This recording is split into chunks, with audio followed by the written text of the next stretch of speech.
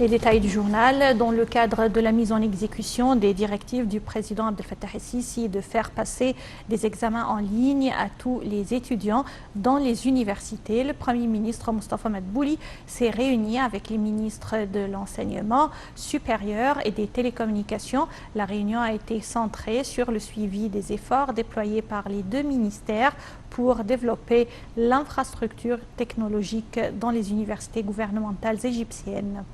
La réunion a principalement porté sur l'accélération de la vitesse de la connexion Internet de 3 GB par seconde à 15 GB par seconde, tout en assurant la liaison câblée de toutes les facultés gouvernementales à travers des câbles à fibre optique.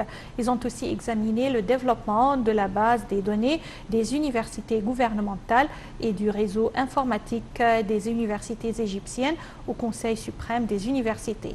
La création de 20 centres d'examen en ligne dans les universités comme première étape a également fait sujet de débat.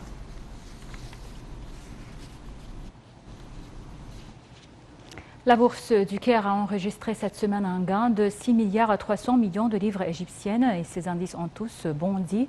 Selon le rapport hebdomadaire de la bourse du Caire, le capital du marché des entreprises cotées en bourse a atteint 752,5 milliards de livres cette semaine, alors qu'il était de 746,2 milliards de livres égyptiennes la semaine dernière, soit une hausse de 0,9%.